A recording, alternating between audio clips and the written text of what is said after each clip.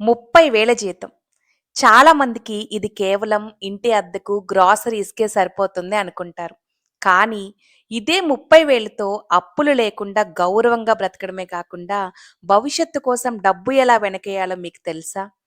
చాలామంది నెలాఖరుకు వచ్చేసరికి చేతిలో రూపాయి కూడా మిగలట్లేదని బాధపడుతుంటారు.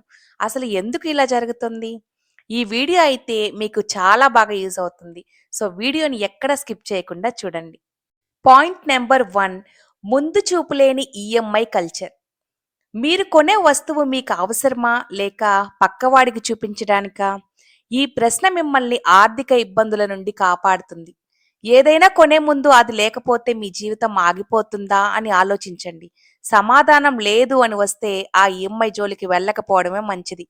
ఒక చిన్న సలహా. మీరు ఏదైనా లగ్జరీ వస్తువు ఫర్ ఎగ్జాంపుల్ ఫోన్, కార్ వంటివి కొనాలనుకుంటే మీ దగ్గర డబ్బు ఉన్నప్పుడే అది కొనండి. పాయింట్ నంబర్ 2, అప్పు చేసి పండుగలు, ఫంక్షన్స్ చేయడం. చాలామంది తమ తాహతకు మించి పెళ్ళిళ్ళు లేదా ఇతర శుభకార్యాలు చేస్తుంటారు. దీని వెనకున్న ముఖ్య ఉద్దేశం నలుగురిలో తలదించుకోకూడదు లేదా పక్కవాడు 1,00,000 ఖర్చు పెట్టి చేశాడు, మనం అంతకంటే ఎక్కువే చేయాలి అనే సోషల్ స్టేటస్. కానీ ఈ ఒక్కరోజు ఆడంబరం కోసం చేసే అప్పు ఆ కుటుంబాన్ని ఏళ్ల తరబడి పేదరికంలోకి నెట్టేస్తుంది. పాయింట్ నంబర్ 3, పిల్లల చదువుల పేరుతో అతిగా ఖర్చు. చాలా మంది తల్లిదండ్రులు పెద్ద పేరున్న స్కూల్స్‌లో చదివితే తమ పిల్లలకు గొప్ప భవిష్యత్తు ఉంటుందని నమ్ముతారు. కానీ ఖరీదైన ఫీజు, నాణ్యమైన విద్యకు గ్యారంటీ లేదు. కేవలం స్కూల్ ఏసీ రూమ్‌లను బట్టి కాకుండా అక్కడ విద్యా విధానాన్ని, ఇంకా డిసిప్లిన్‌ని చూసి నిర్ణయం తీసుకోవాలి. గవర్నమెంట్ స్కూల్స్‌లో చదువుకున్న వాళ్ళు ఎంతోమంది ఐఏఎస్ ఆఫీసర్స్ అయ్యారు. పిల్లల చదువు కోసం డబ్బు మొత్తం ఖర్చు చేసి పెద్ద మొత్తంలో అప్పులు చేయడం మధ్యతరగతి కుటుంబాల్లో ఎక్కువగా కనిపిస్తుంది. పాయింట్ నంబర్ 4, సేవింగ్స్ ప్లాన్ లేకపోవడం. చాలా మంది చేసే పొరపాటు ఏంటంటే నెలంతా ఖర్చులు అయిపోయాక చివర్లో మిగిలితే దాచుకుందాం అనుకుంటారు. కానీ నిజానికి అప్పుడు ఏమీ మిగలదు. ఆదాయం మైనస్ ఖర్చులు ఈక్వల్ టు పొదుపు. ఇలా చేస్తే మీరు ఎప్పటికీ డబ్బులు సంపాదించలేరు. గోల్డెన్ రూల్ ఏంటంటే ఆదాయం మైనస్ పొదుపు ఈక్వల్ టు ఖర్చులు. జీతం రాగానే ముందుగా మీ ఫ్యూచర్ కోసం కొంత భాగాన్ని పక్కన పెట్టేయండి.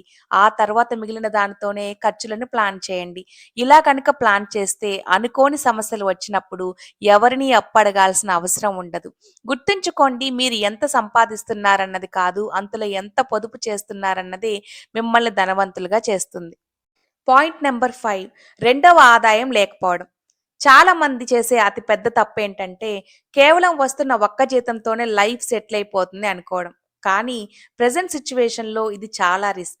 ప్రైవేట్ జాబ్స్ అనేవి ఎప్పుడు ఉంటాయో, ఎప్పుడు పోతాయో తెలియని పరిస్థితి. ప్రతి వస్తువుపై రోజు రోజుకి ఖర్చులు పెరుగుతూ ఉన్నాయి. కానీ జీతం మాత్రం పెరగటం లేదు.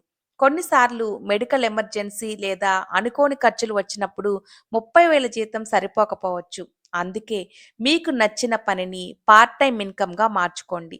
అది ఫ్రీలాన్సింగ్ కావచ్చు, ట్యూషన్స్ కావచ్చు, యూట్యూబ్ కావచ్చు లేదా చిన్న బిజినెస్ కావచ్చు. మీ మెయిన్ జాబ్‌తో సంబంధం లేని మరో స్కిల్ నేర్చుకోవడం వల్ల అదనపు ఆదాయ మార్గాలు కనిపిస్తాయి. నేడే ఆలోచించండి, మీకున్న ప్యాషన్ ఏంటి? ఎలా మీ సెకండ్ ఇన్‌కమ్ స్టార్ట్ చేయాలి అని. ఈ 5 పాయింట్స్ విన్న తర్వాత మీకు బాగా అర్థమై ఉంటుంది. నెలాఖరికి వచ్చేసరికి చేతిలో ఒక్క రూపాయి కూడా ఎందుకు ఉండటం లేదని. సో, ఇప్పుడు 30,000 సాలరీని ఎలా తెలివిగా ప్లాన్ చేయాలో ప్రాక్టికల్‌గా లెక్కలతో సహా చూద్దాం. The power of 50, 30, 20 rule. 30,000ను 3 పార్ట్స్‌గా డివైడ్ చేయండి. 50% అంటే 15,000. ఈ డబ్బుతోనే మీ నిత్యావసరాలు పూర్తి చేయాలి. ఇంటి రెంట్ సాధ్యమైనంత వరకు 6,000-7,000 లోపే ఉండేలా చూసుకోండి. Groceries and food items 6,000, current, petrol, mobile bills 3,000. అవసరాలను మించి ఖర్చు చేస్తే అది మీ భవిష్యత్తును ఖర్చు చేయడమే అని గుర్తుంచుకోండి. 30%, 9,000 సేవింగ్స్ అండ్ ఇన్వెస్ట్‌మెంట్.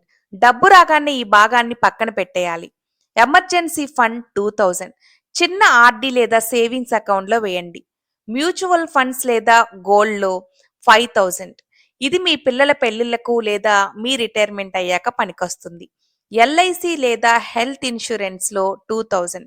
ఒక్కసారి హాస్పిటల్ పాలైతే అప్పుల పాలు కాకుండా ఇది మిమ్మల్ని కాపాడుతుంది. 20% కోరికలు. బయట భోజనం చేయడం, బట్టలు కొనడం లేదా సినిమాలకు వెళ్ళడం వంటివి. ఈ 6,000 లోపే ఉండాలి. ఒకవేళ ఈ నెల ఖర్చు ఎక్కువైతే వచ్చే నెలలో దీన్ని తగ్గించుకోవాలి.